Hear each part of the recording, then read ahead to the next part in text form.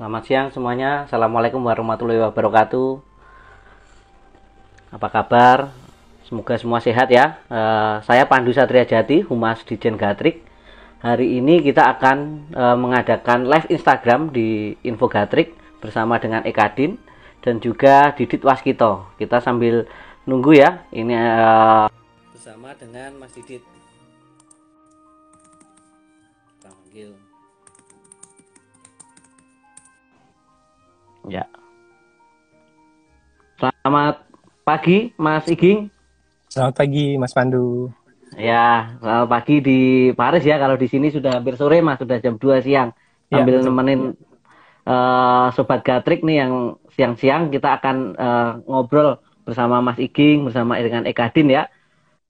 Hari ini nanti uh, Info Gatrik dapat kesempatan nih melihat co-foundernya Ekadin lagi jalan-jalan di kota cinta nih, kota Paris ya, Mas Iging, bersama keluarga Mas ya di sana ya. Ya, betul. Kebetulan kita sedang mengunjungi keluarga di Paris. Kita travel dari selatan Belanda, dari Eindhoven kemarin sore. Ke sini sekitar 460-470 km. Wih, mantap. Pakai mobil listrik gitu Mas ya, dari Iya, rumah betul. ya. Betul, Mas. Oke. Nah, nanti kita akan ngadain ini Sobat Gatrik ya, pertanyaan. Jadi ada pertanyaan, silakan ada yang ingin kepo SPKLU mobil listrik di Eropa seperti apa sih gitu ya. Disampaikan pertanyaannya di Q&A atau di komen. Nanti kita akan pilih ada dua souvenir, ada dua e-wallet dari Info Gatrik dan satu souvenir dari Paris ya, dari oleh-olehnya Mas Iging ini Mas ya. Betul, Sambil Mas.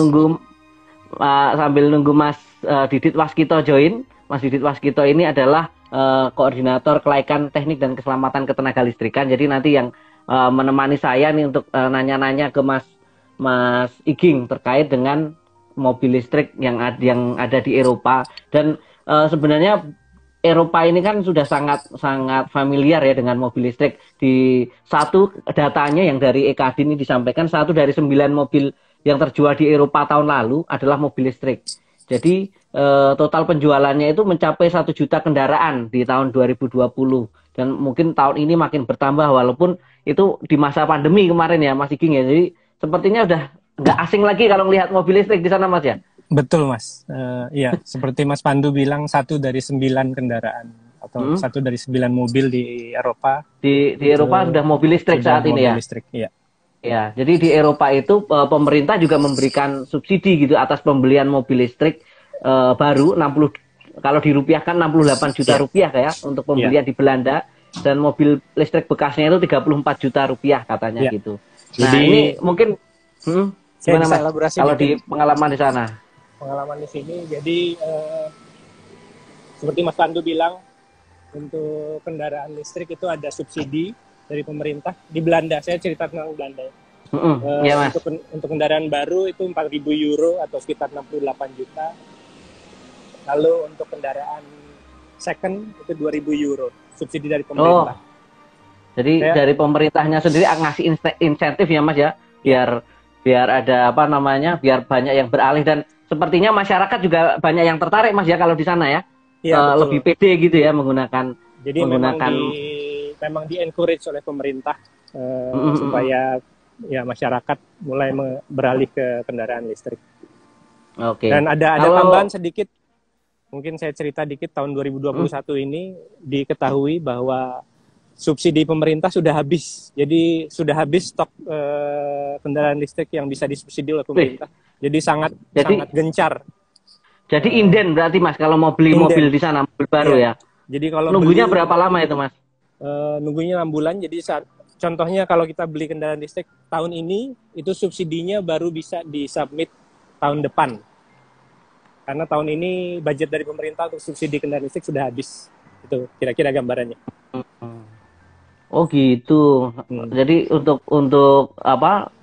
Buat beli mobil listrik aja di sana ngantri ya. Iya. Kalau pengalaman sendiri Mas menggunakan mobilnya jenis apa dan seperti apa sih penggunaan sehari-hari gitu ya? Oh, hari ini sudah join bersama kita Mas Didit. Siang Mas Didit.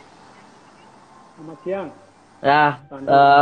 Ya, ini udah bersama Ekadin kita Mas dari Info Gatrik.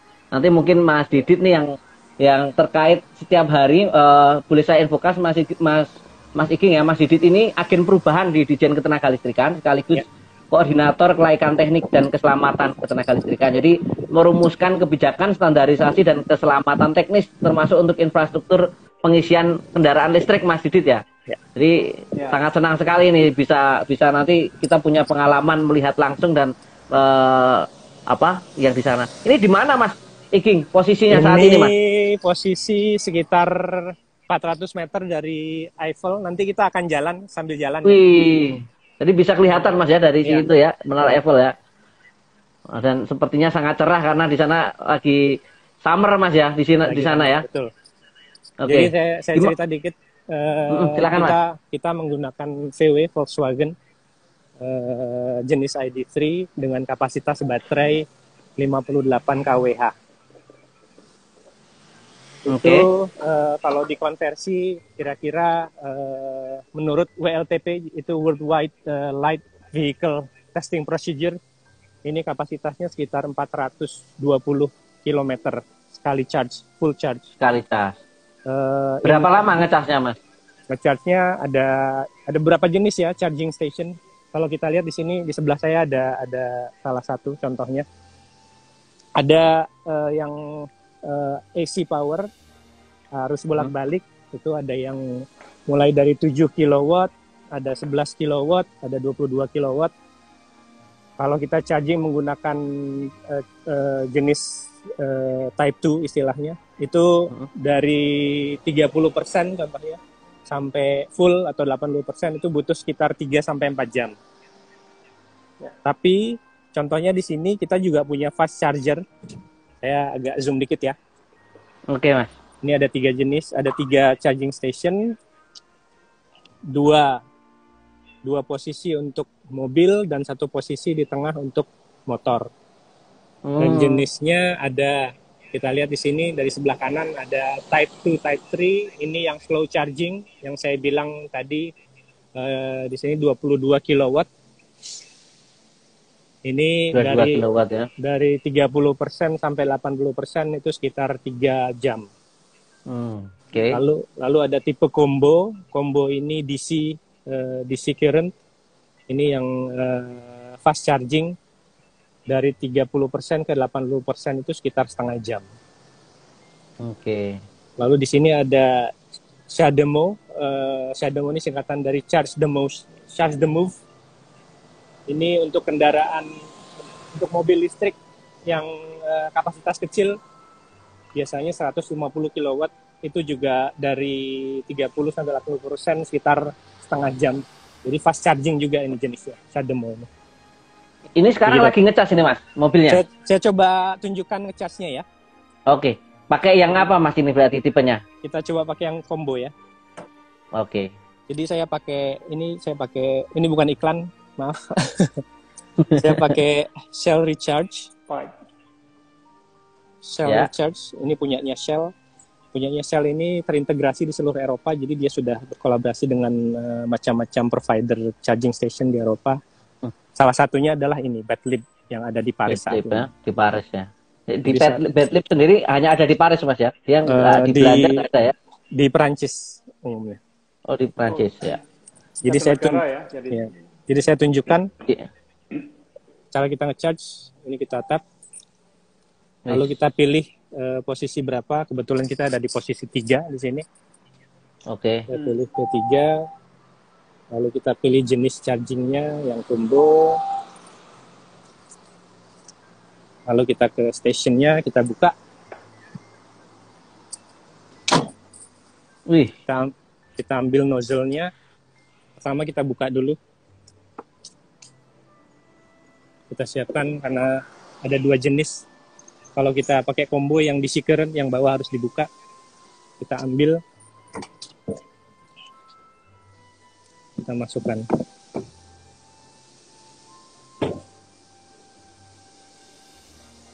Kita tunggu. Okay. Jadi itu simple. Lalu kita tunggu posisi di ini agak loading dia. Kalau kita lihat di dashboard, state of charge kita sekarang 78%. Ini sedang loading, nanti kita lihat kalau dia mulai charging kira-kira kapan dia selesai, itu bisa dilihat. Begitu kira-kira Mas. Ya, secara 78% dengan estimasi 208 tadi ya. Itu otomatis Mas ya? pada saat Otomatis itu. pada saat full. Kebetulan kita baru ngecas tadi malam. Dan perlu diingat juga ada saran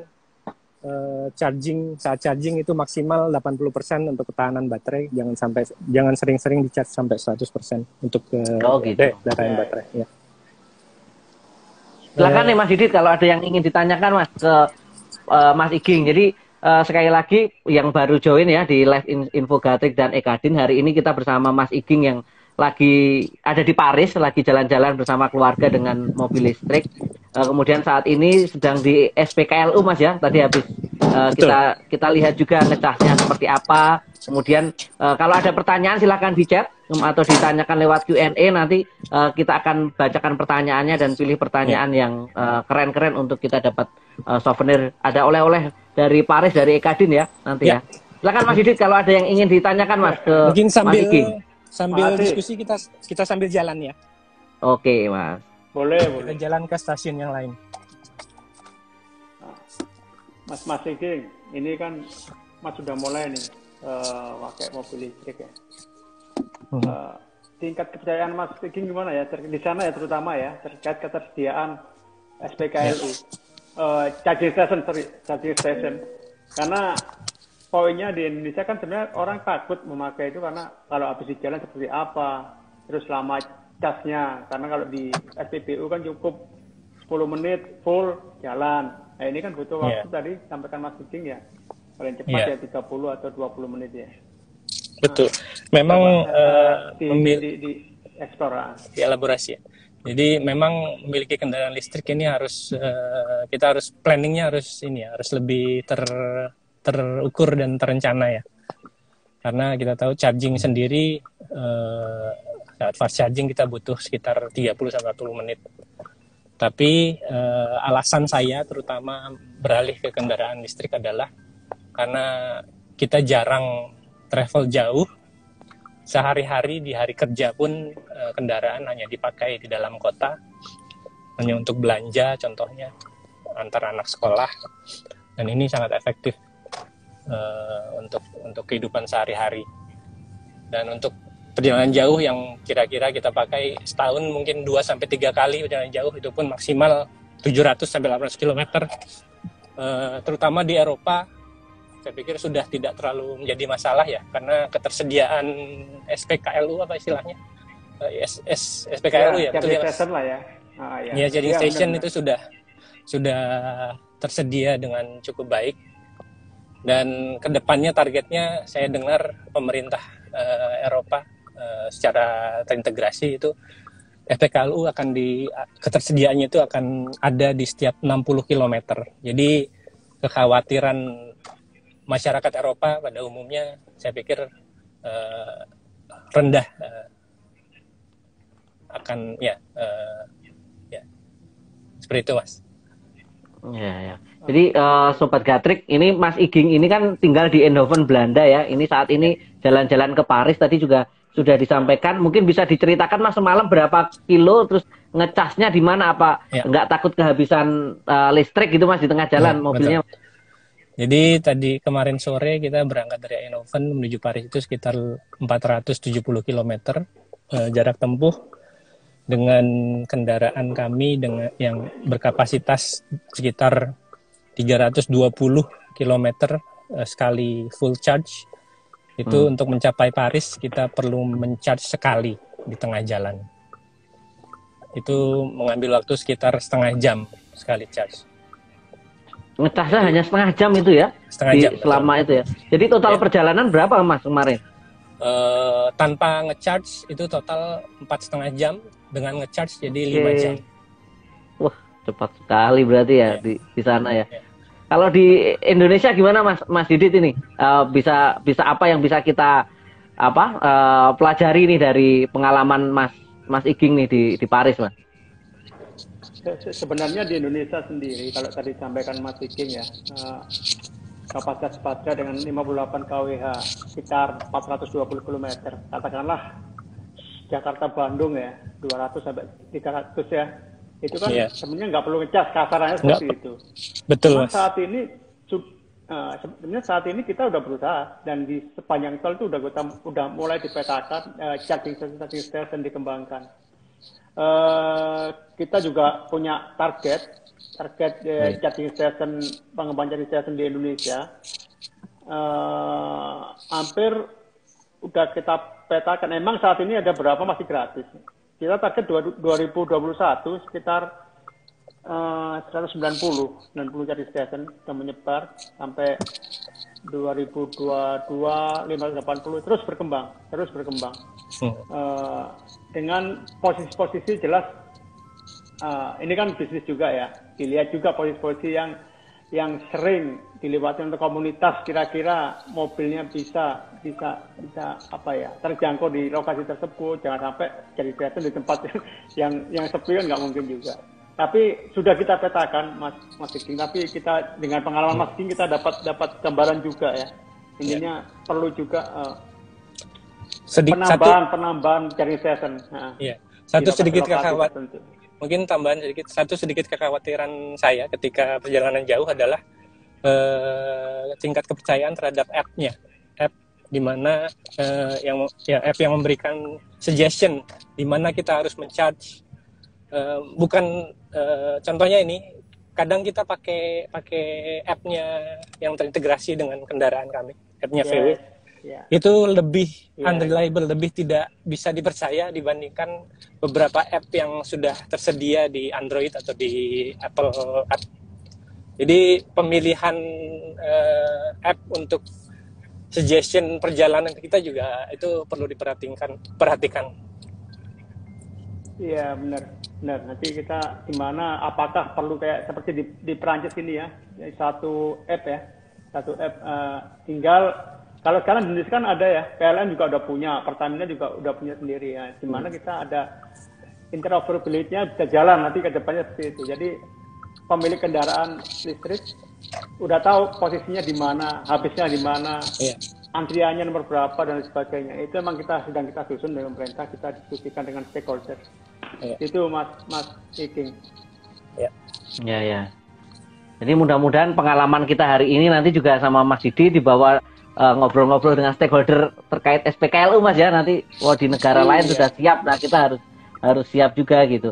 Tadi Sobat Gatrik di sini ada Mas Didit, kemudian Mas Iging juga sudah banyak pertanyaan. Namun saya akan mencoba menanyakan dulu nih terkait dengan yang akan kita diskusikan hari ini, yaitu bagaimana sih pengalaman menggunakan kendaraan listrik Mas Iging sendiri gitu ya. Nah ini dia Menara Eiffel, Mas ya, terlihat sangat dekat sekali nih. Sobat Gatrik bisa melihat ya. Saya ke sana 10 tahun yang lalu nih. Mas Didit pernah ke sana, Mas Didit? Belum, saya baru Suramadu, Mas. Oh ya, nanti mudah-mudahan tahun depan setelah pandemi bisa nyusul kita jalan-jalan sama Mas Iging di sana. Nah, Mas, kalau ngecas di rumah sama ngecas di SPKLU itu sebenarnya sama nggak sih ininya, teknisnya gitu kalau di sana, Mas? Apa charging point-nya gitu? Secara teknis sedikit berbeda ya. Kalau di rumah itu lebih lambat dibandingkan dengan SPKLU. SPKLU sendiri. Kemudian, silakan. Kalau biayanya sendiri, Mas, tarifnya yang di Belanda kemudian di sini seperti apa, Mas? Kayak kemarin nih perjalanan dari Belanda ke Paris nih dengan kilometer sekian sekali ngecas, berapa sih gitu kalau dibandingkan mobil BBM gitu, seperti apa? Ya, mungkin saya kasih gambaran dikit ya perbandingan harganya. Contohnya mungkin kasarnya begini. Perbandingan antara combustion engine car dengan EV. Jadi EV secara general itu bisa 2 kali lebih murah dibandingkan kendaraan combustion engine. Contohnya kemarin kita men-charge sebelum berangkat itu kalau saya hitung rata-rata per kilometer kita menghabiskan sekitar 2 sen. Sementara kalau saya hitung secara umum kendaraan bensin contohnya dengan efisiensi sekitar 5,2-5,3 liter per 100 km Itu total per kilometernya menghabiskan sekitar 6 sen. Jadi sekitar 2 sampai 3 kali lebih murah dengan kendaraan EV. Itu belum termasuk pajak, karena di sini ada insentif dari pemerintah. Penduduk yang memiliki kendaraan listrik itu bebas dari pajak kendaraan bermotor sampai 2025. Jadi bisa dibayangkan lebih efisien secara cost. Kalau di Indonesia sendiri sebenarnya insentif sudah diberikan juga, Mas Didit ya. Sebenarnya pemerintah di Perancis, di Belanda dan di Indonesia itu untuk mengkampanyekan juga sudah mulai banyak insentif yang diberikan, Mas ya. Iya, saya lihat ini di setiap negara udah mulai nih memblow up atau mobil listrik ya. Sudah fokus di pengembangan mobil listrik, apalagi di Perpres 55 tahun 2019 Pak Presiden sendiri kan Indonesia, Pak Jokowi mengeluarkan Perpres untuk percepatan, bahkan namanya percepatan ada percepatan, jadi otomatis semua KL mendukung ya, dari mulai perindustrian, mulai dari insentif pajak, terus perhubungan, kemudahan-kemudahan, privilege, terus dari kami sendiri di sektor SDM, apalagi kita jadi produsen nikel, penghasil nikel terbesar ya, berapa intinya boleh dibanggakan, sehingga dari untuk pengembangan baterai ke depannya sangat dibutuhkan nikelnya. Ini bisa kita jadi leader ya di sektor EV ini kita harapkan. Tapi kalau di sektor listrik sendiri, emang kita udah terkait penyediaan listrik terutama di SPKLU, kita juga memberikan kemudahan-kemudahan perizinannya, terus diskon listriknya pada saat-saat jam-jam tertentu mendapat diskon. Misalnya Mas bikin ngecas di rumah malam hari itu harganya ada diskon khusus, Mas. Ya, seperti itu. Nah, saya mau nanya nih, Mas, harga listriknya sendiri antara charging station dengan di rumah itu ada perbedaan nggak atau jauh nggak harganya listrik? Ada perbedaan. Itu secara kasar sekitar, contohnya charging di rumah itu di Belanda contohnya ya, itu 13 sen per kWh. Kalau kita geser sedikit ke Type 2 di charging station yang AC 22 kWh itu bisa 5 sen lebih mahal. Lalu kalau kita bergeser lagi ke fast charger, DC fast charger yang combo, itu bisa sampai 2-3 kali lebih mahal. Tapi dengan begitu pun masih lebih murah ya dibandingkan dengan combustion engine vehicle. Iya, kayaknya itu udah final juga antara ICE dengan EV emang udah final lebih murah, cuma tinggal pengembangannya ini yang bikin kepercayaan masyarakat menggunakan EV ya. Apalagi kami harapkan juga dari sisi perindustrian terkait penyediaan mobilnya bisa terjangkau atau minimal sama dengan EV harganya, itu pasti sangat-sangat berkembang. Ya. Itu ini Mas Pandu. Kita sekitar 2-3 km dari charging station yang sebelumnya, ini sudah ada charging station yang lain. Providernya sama, Betlib. Ya. Dia kalau penempatan charging stationnya itu di mana sih, Mas? Di taman kah atau di SPBU atau seperti apa kalau di Paris? Itu pasti ada modelnya ya. Ada kebetulan, kalau saya bisa cerita dikit, Ekadin juga sedang melakukan riset tentang ini, tentang penempatan charging station yang efektif. Mungkin nanti di sesi lain kita diskusi tentang itu, kita libatkan researcher kita bisa diskusi ke arah sana. Pasti ada. Kalau yang saat ini di Paris?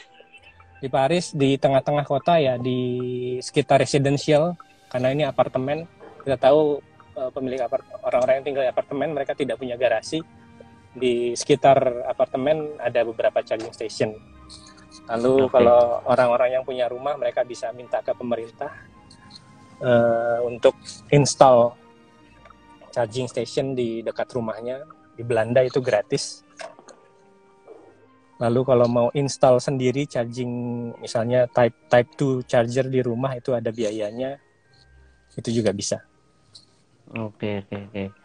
Jadi ini mau ngecas lagi atau gimana, Mas, di SPKLU yang sekarang rencananya? Kita cari SPKLU yang selanjutnya ya, kita coba. Oke, sambil jalan ke sana buat sobat Gatrik yang tertinggal baru join, ini Mas Iging dari Ekadin, ini co-foundernya Ekadin. sedang berada di Paris bersama keluarga. Ada perjalanan dari Belanda ya, kemarin menempuh perjalanan 400-an kilometer dengan mobil listrik, dan saat ini juga muter-muter kota Paris gitu ya bersama keluarga. Dan memang 1 dari 9 mobil listrik di Eropa itu, 1 dari 9 kendaraan atau mobil di Eropa itu sudah mobil listrik gitu. Mas Didit, mungkin ada lagi yang ingin ditanyakan Mas, kalau mungkin dibandingkan dengan Indonesia Mas, gitu silakan. Iya, emang saat ini Indonesia kan baru ada 160 SPKLU.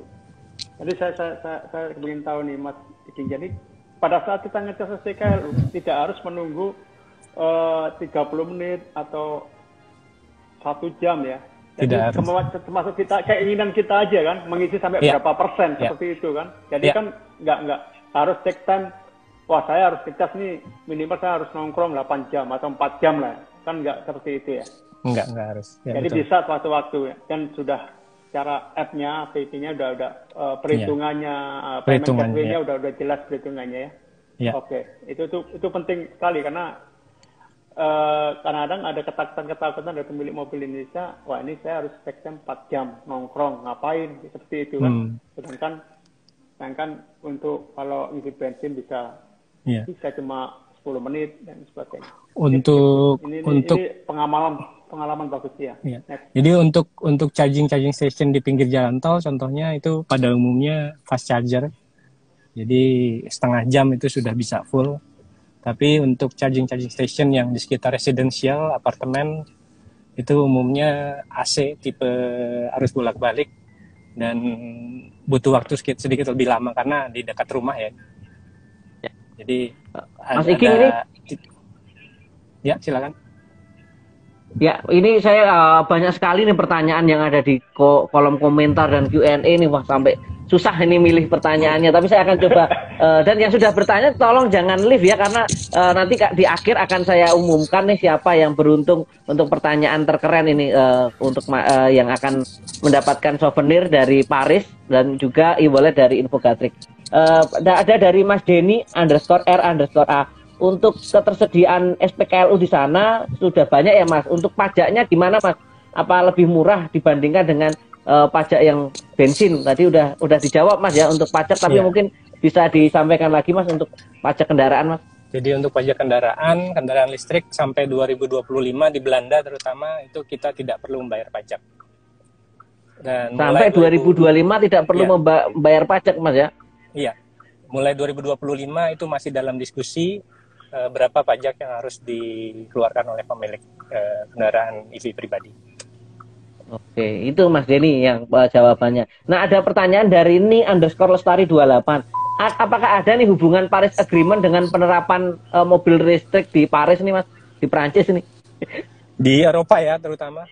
Ya Paris Agreement kan targetnya mengurangi emisi karbon ya. Dan kalau saya rasa semua juga tahu mobil listrik pada dasarnya emisi karbonnya lebih rendah dari ICE, combustion engine vehicle. Dan kebetulan saya bisa elaborasi dikit, Volkswagen ID3 ini diklaim oleh Volkswagen sendiri, mulai dari manufacturing itu semua zero emission. Jadi ini kendaraan listrik pertama yang diklaim zero emission mulai dari manufacturingnya sendiri. Jadi itu alasan milih mobil ini Mas ya, kalau dari Mas Iging pribadi ya. Oke. Ini pertanyaan Mas, apakah nih pemakaian mobil listrik itu aman nih untuk remaja? Maksudnya yang pasti sudah boleh naik punya SIM ya. Bagaimana keamanan dan kenyamanannya? Terus apakah kalau mobil listrik kena hujan atau banjir ini aman gitu? Untuk tips merawat mobil listrik susah apa enggak Mas gitu? Nanti juga mungkin keselamatan ketenaga listrikannya Mas Didit bisa membantu menjawab juga. Silakan Mas Iging pertanyaannya tadi Mas. Untuk keamanan jelas aman. Manufacturer kendaraan listrik pasti sudah mempertimbangkan desainnya, ketahanan kendaraan terhadap hujan atau defek-defek lainnya. Lalu tadi yang pertama apa Mas pertanyaannya? Selain untuk remaja aman atau tidak, kemudian tadi kalau hujan untuk merawat mobil listrik ini seperti apa gitu Mas? Ya, Untuk Hujan, banjir dan sebagainya.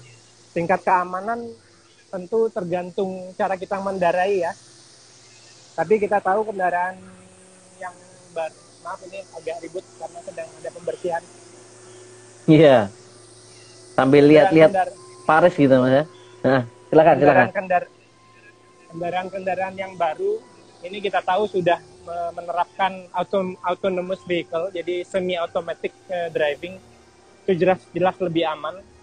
Contohnya ID3 yang ini itu ada istilahnya cruise control, di mana kita bisa set jarak antar kendaraan kita dengan kendaraan lain di depan, jadi lebih aman jelas. Lalu terkait maintenance, kita tahu kendaraan listrik ini mesinnya less complicated, lebih simple dibandingkan mesin combustion engine, dan maintenance-nya lebih murah dibanding kendaraan combustion engine. Begitu Iya. Mas. Untuk keselamatan ketenaga listrikan sendiri kalau di Indonesia seperti apa Mas Didit? Apakah sudah diatur untuk SPKLU atau infrastruktur kendaraan listrik ini Mas biar aman? Pasti itu keselamatan kan zero tolerance ya, pasti, terutama seperti itu. Terutama kalau di mobil udah diterangkan dari Mas Ijing tadi ya, pasti mengeluarkan standar-standar. Seperti juga di charging stationnya, kalau di kami emang harus memenuhi standar-standar IC, misalnya kayak tadi fast chargingnya ya, ada IC 62196 ya, otomatis misalnya gini, kalau kita bahasa gampangnya, jangan takut setrum gitu loh. Pada saat nyolok itu kalau udah penuh otomatis akan putus dengan sendirinya daya. Ya, ini ya untuk ininya ya mengamankan ya. Itu Mas ya. Benar. Mas Iki mungkin saat belum colok itu nggak akan nyambung dayanya, belum fix nyambung, jadi benar-benar aman. Itu udah ada standar-standarnya, standar internasional malah ya. Ya, ya berarti sama lah yang tadi Indonesia sudah menerapkan yang seperti yang di Paris ini. Mungkin bisa dijelaskan Mas saat ini apa aktivitas yang dilaksanakan di sana Mas Iki? Ya, ini kita ada di charging station yang lain. Kalau kita lihat di sini, ini ada 2 nozzle, ada 2 port. Satu untuk skuter, bisa dilihat. Satu lagi untuk kendaraan listrik kecil. Jadi ternyata tempat ini hanya untuk skuter dan kendaraan listrik kecil. Oh, jadi nggak bisa untuk portnya berbeda. Ya. Portnya beda ya Mas ya. Berarti harus nyari lagi nih ya. Berarti sekarang ya. Kita jalan lagi ya. Oke. Sambil jalan nanti kita ada 6 posisi di sini untuk motor listrik dan kendaraan listrik yang kecil. Contohnya ini jenis smart, kendaraan listrik yang kecil. Parkir. Dengan range sekitar mungkin 120 km maksimal. Oke. Cukup untuk penggunaan dalam kota. Kita jalan lagi ke charging station yang lain. Ya, Mas Iking, ini ada pertanyaan. Ini kalau mobil listrik ini kan penggeraknya listrik, dan yang paling penting itu kan baterai Mas ya. Nah, untuk usia baterai dan fasilitas pemerintah untuk daur ulang baterai ini seperti apa? Atau ada fasilitas dari pemerintah atau masih tanggung jawab swasta? Ini ada pertanyaan dari Yobel Novian Putra. Untuk baterai kebetulan ini tanggung jawab dari manufakturernya sendiri. Contohnya Volkswagen yang saya kendarai ini, itu mereka menawarkan garansi baterai selama 8 tahun. Dan jadi kalau baterai rusak tuh langsung ke pabrikan ya untuk ininya gitu ya Mas ya, penggantian gitu ya. Nah, ini sekitar 200 meter dari tempat tadi ada charging station untuk kendaraan yang agak lebih besar, 22 kW. Oke. Kita coba nge-charge lagi ya. Oke, tadi kita sudah ngobrolin aspek keselamatan, sudah aspek tarifnya juga ya. Tadi ternyata memang pemerintah di sana menyediakan insentif ya, jadi lebih murah sepertinya memang, dan di Indonesia juga untuk ini riset juga sudah menunjukkan seperti itu Mas Didit ya. Tinggal kita nanti ngajak masyarakat nih, mobil listriknya lebih murah, kemudian masyarakatnya sudah siap gitu ya, karena infrastruktur juga sudah siap. Mungkin bisa dijelaskan lagi nih Mas, untuk yang baru join, apa aktivitas yang dilakukan nih? Kita akan coba men-charge. Ini ada lagi-lagi ini ada 3 charging port. Ada 3 ya. 2 untuk mobil dan 1 untuk motor di tengah. Dan dari jenis nozzle-nya ada 3 jenis. Ada Type 2, Type 3 yang slow charging 22 kW. Lalu ada combo, ini yang arus searah DC untuk fast charging. Lalu ada Shademo, Charge the Move. Ini jenis baru yang Shademo itu Jepang kalau nggak salah Mas ya. Jepang ya, betul. Untuk kendaraan yang mobil yang lebih kecil ya Mas ya. Di regulasi kita emang udah seperti ini. Jadi di SPKL itu harus ada 3 colokan karena buat colokan ini ya. Konsumen. Iya. Nah, lanjut Mas Didit, ini ada pertanyaan nih malah sambil nanti dijelaskan ya dari Januariza nih untuk Pak Didit, apakah ada wacana revisi permen untuk harga DC charging Pak, karena dari investmentnya jauh lebih mahal nih kalau disampaikan seperti itu. Iya, makasih Mas pertanyaannya. Emang kita sedang bahas internal kita dan nanti kita akan melibatkan stakeholder lainnya. Kalau perlu revisi permen yang apa salahnya kalau demi pengembangan dari EV itu sendiri, ekosistem EV sendiri di Indonesia kan. Cuman kan kita harus melihat dari beberapa aspek ya, dari sisi produsen, dari sisi konsumen, dari sisi manufaktur dan sebagainya, dari sisi keterlibatan semua KN dan sebagainya. Tapi selama itu untuk mempercepat ekosistem, pasti. Sedang kita bahas. Ya, Mas, ya. Ya, cuman jadi, karena ada regulasinya masih seperti itu ya, harus kita jalankan sesuai regulasi seperti itu Mas. Baik. Kalau wacana iyalah tiap saat selama itu untuk kebaikan tepatnya. Ini mungkin sedikit improvement juga Ya. dibutuhkan. Gimana Mas? Kalau saya lihat lampunya di sini, ini masih kelap-kelip putih, dia masih loading. Oke. Merah artinya. Kalau merah udah ngisi ya. Ada masalah dengan chargingnya. Oh. Saya cek ini. Mungkin ada masalah dengan stationnya. Ini juga maintenance harus diperhatikan juga Mas ya. Saat pemerintah memiliki charging station umum. Ya. Coba lagi. Mungkin sekarang sudah. Silakan Mas. Atau kurang connect kali Mas. Iya.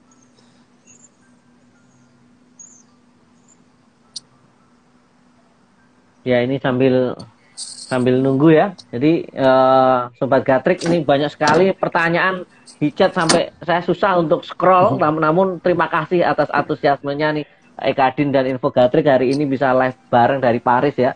Untuk experience-nya Mas Iging naik mobil listrik muter-muter kota Paris sudah ngecas di yang ketiga ya ini tadi ya tempatnya ya. Ya. Belum berhasil Mas untuk pengisian ini Mas. Masih loading dia. Loading ya. Jadi ya tadi yang pertama berhasil, kemudian yang kedua tadi memang tempatnya bukan untuk kapasitas potnya nggak memenuhi ya secara speknya ya. Nih, ada pertanyaan juga nih kalau di sana ada model swap baterai nggak ya Mas ya? Switch baterai. Swap. Jadi baterainya yang kalau di Indonesia kan ada kebijakan untuk motor ya, sepertinya untuk stasiun penukaran baterai ya Mas Didit ya. Kalau di Eropa apakah ada itu Mas? Tadi ada pertanyaan juga nih. Belum dengar saya. Mungkin ada. Mungkin di sesi selanjutnya nanti kita cari tahu ya. Kita diskusi tentang ini ya. Kita bisa cari tahu. Harusnya ada. Tapi sejauh ini kita belum mendengar. Ya. Mas Didit, ini pertanyaan dari Ardin _MW ini. Kalau di Indonesia ini butuh berapa tahun sih Mas sebenarnya menyiapkan charging station ini di suatu kota agar masyarakat itu tidak ragu membeli mobil listrik karena kurangnya tempat ngecas gitu. Nah, sebenarnya untuk ngurus itu sendiri itu targetnya berapa Mas? Atau apa kendalanya di kita? Baik. Saat ini sudah ada 166 unit charging station di 135 lokasi. Udah semua. Emang ada 165 ya? 66. Untuk saat ini ya. Emang sudah ada komersil, ada yang masih gratis. Karena karena kalau itu harus ada perizinan dan sebagainya. Perizinan juga dipermudah. Target kita di 2021 itu 190, di 2022 sekitar 580, sampai 2030 itu sudah sampai 24 ribuan lah ya, seperti itu, Mas. Terus kita bedah apa yang menjadi hambatan-hambatan. Tapi semua KL mengarah ke pengembangan EV, jadi ujung-ujungnya kan kayak harga mobil. Saya juga mau tanya ini dari Mas King, harga mobil dibandingkan ICE seperti apa di sana? Seperti kan itu, bisa dibilang sebanding, Mas. Mulai 2-3 tahun belakangan ini harganya sebanding dengan kendaraan ICE yang baru. Ya, itu kan salah satu effort, cuma emang ini di KL lain ya. Yeah. Emang kita sedang bergerak seperti itu. Biar harganya juga tidak terlalu jauh lah ya, Mas. Gitu ya, terus mobil. Saat ini kan emang dengan kelas yang biasa harganya agak tinggi kan kalau di Indonesia. Padahal sudah ada insentif di manufakturnya, pembebasan bea masuk, atau nanti ganjil genap nggak ada dari sisi Pemdanya kan, ganjil genap plus parkir juga ada diskon. Seperti itu, Mas Pandu. Jadi semua di Pemda itu. Jadi sebenarnya masalah kesiapan enggaknya juga nanti tergantung dari itu tadi ya, kerjasama semua kementerian lembaga, Mas Didit. Iya. Gimana Mas Igi? Bisa berhasil? Ini kelihatannya ada masalah dengan nozzle DC-nya. Jadi kita coba dengan kabel kita sendiri yang Type 2, yang slow charging. Oh, jadi memang di mobil listrik harus siap kabel itunya, Mas ya, kalau beda tipe ya, jadi bisa langsung di switch ya. Jadi kalau kita lihat di sini, ini ada yang CCS yang fast charging yang kita coba tadi gagal, lalu ada yang Shademo ini. Sekarang kita akan coba dengan Type 2 nozzle kita sendiri, kabel yang dimiliki kita sendiri.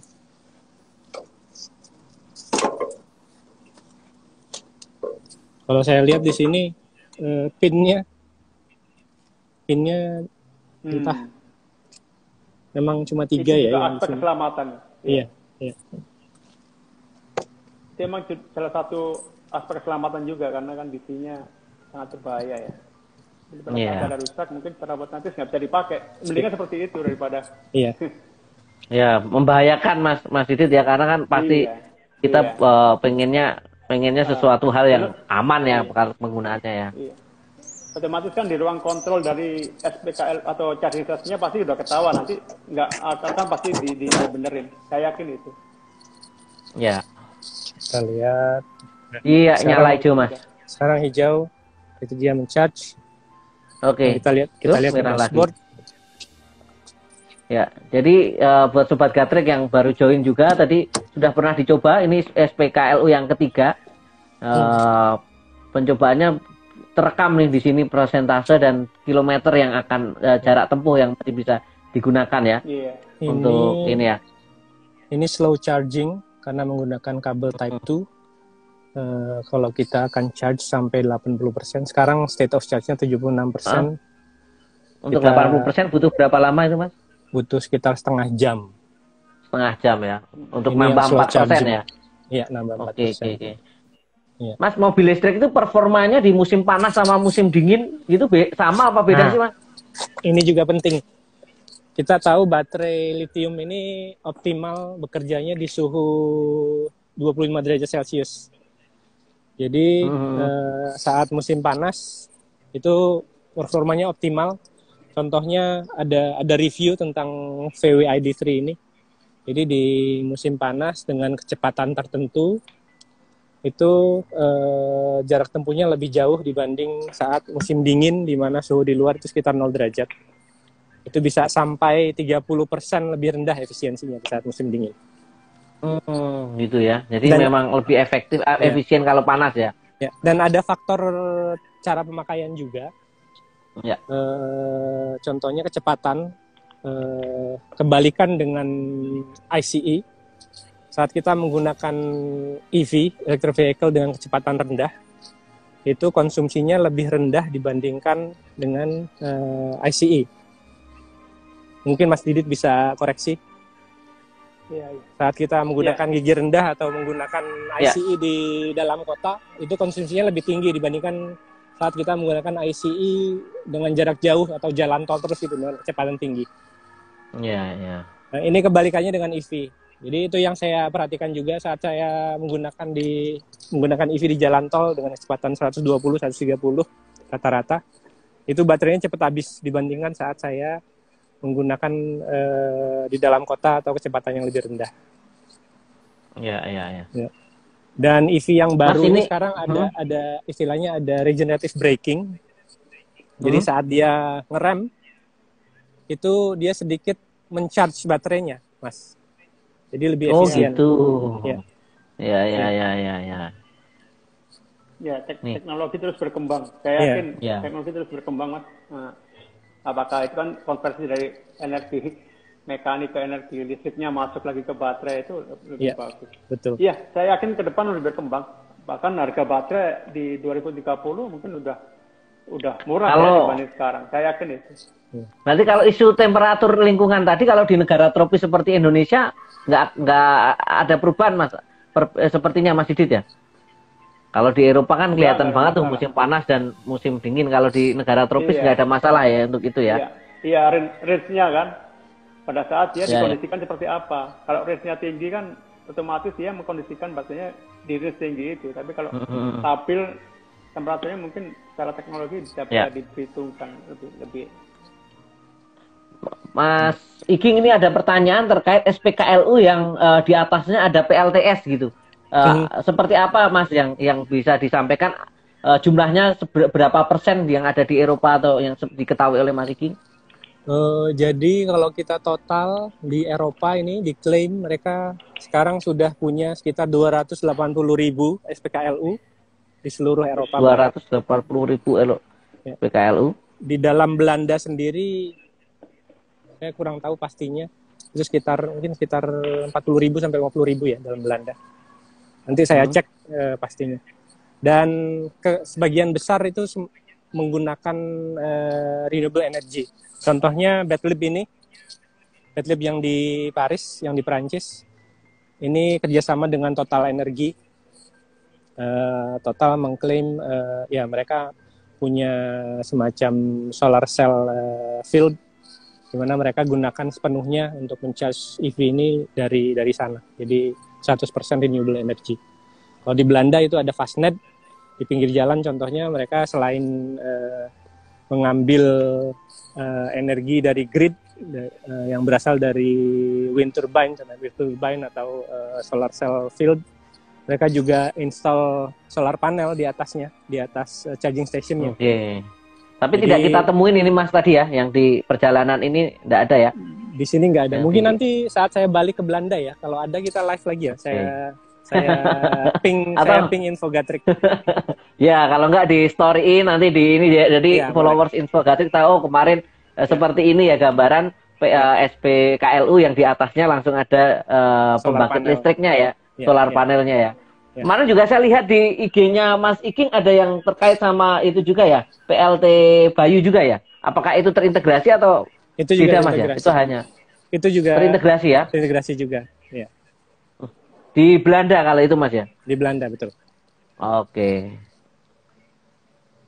Ya, ini banyak banget pertanyaan Mas. Saya atau ada Mas Didit yang ingin ditanyakan, silakan Mas. Masih ada 10 menit nih kita live nih. Iya, kita share aja. Emang kita solar PV rooftop ya. PV rooftop memang bagus sekali kalau bisa diintegrasikan dengan charging station. Jadi bebannya nggak jauh. Dan regulasi juga sedang digodok juga terkait pengembangan solar rooftop. Itu Mas, sedang lagi dibahas lah. Dalam waktu dekat regulasi itu akan intinya pengembangan rooftop ke depan solar PV ya lebih berkembang dengan cepat, itu keinginan pemerintah, sehingga karena baron energi kita punya kewajiban 2023. Sedangkan Eropa udah jalan nih, udah semua super green ya, sampai 50% listriknya harus green, bahkan produksi mobilnya juga green dan sebagainya. Kita pasti menuju ke arah, harus mau nggak mau harus menuju ke arah sana. Gitu, Mas. Ya. Ini banyak pertanyaan teknis sebenarnya. Kalau mogok gimana, Mas, gitu? Udah pernah ngalamin belum, Mas? Mas, ada tips nggak gitu untuk mobil listrik dan nggak mogok gitu? Apa bisa manggil bengkel atau ada bengkel di pinggir jalan kayak di pinggir kota Jakarta gitu, Mas? Kalau di sini terintegrasi, jadi kita ada di Belanda contohnya ada provider yang namanya ANWB. Saat kita mogok di jalan, kita tinggal telepon mereka, dalam setengah jam mereka akan datang ke lokasi kita. Gitu.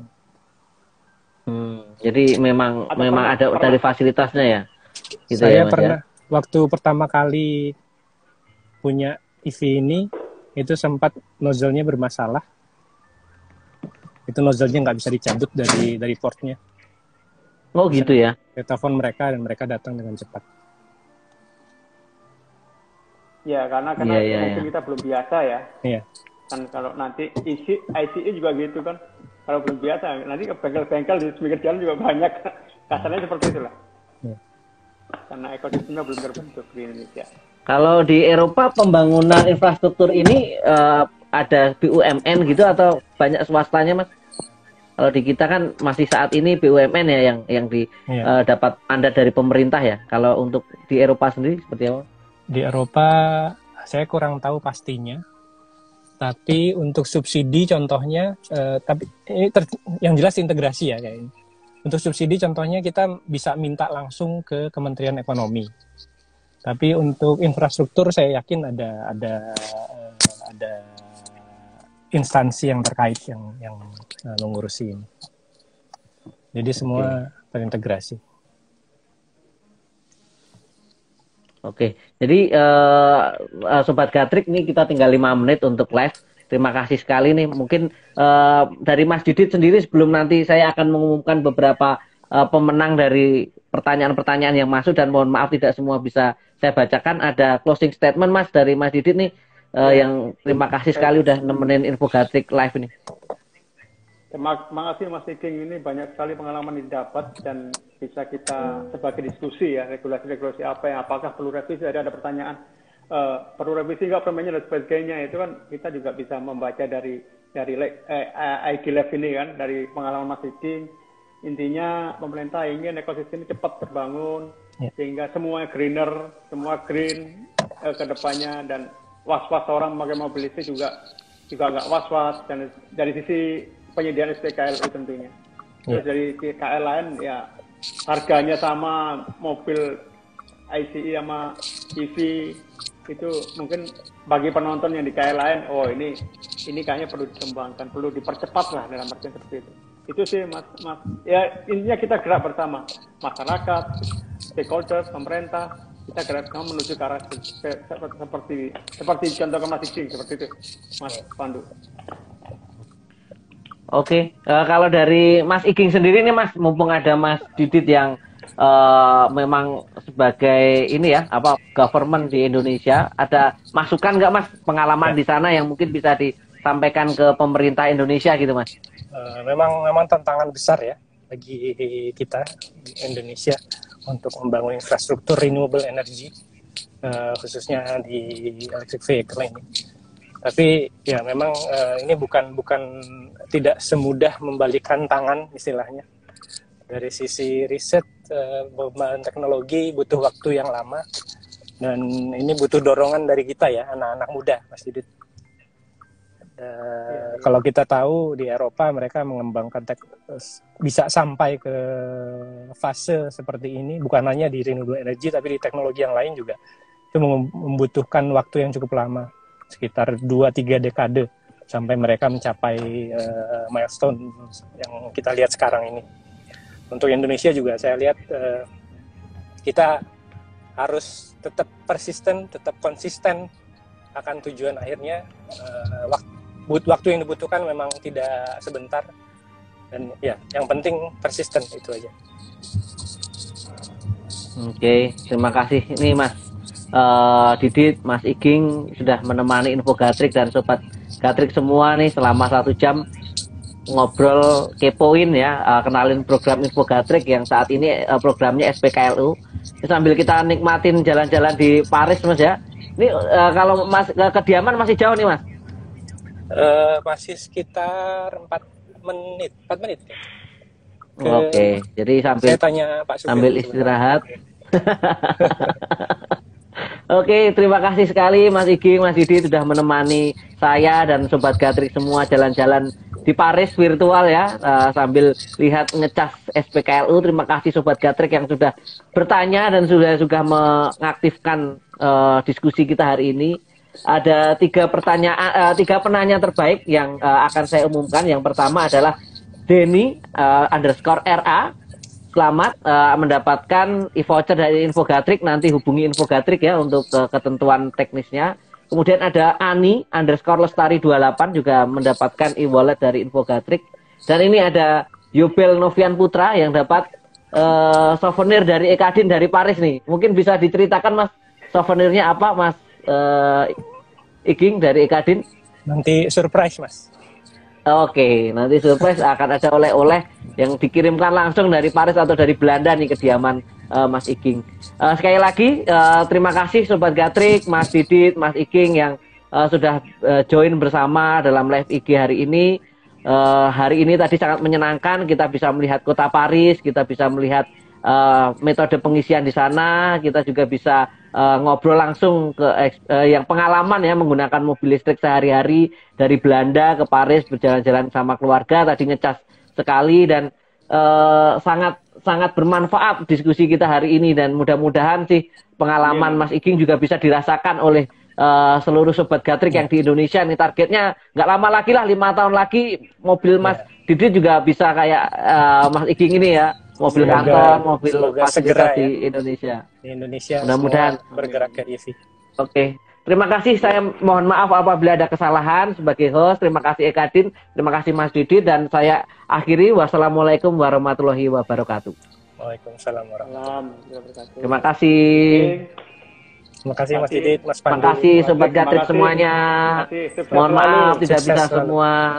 Jawa sukses Mas ya. Saya Thank you. Selamat di live. Sehat selalu. Ya.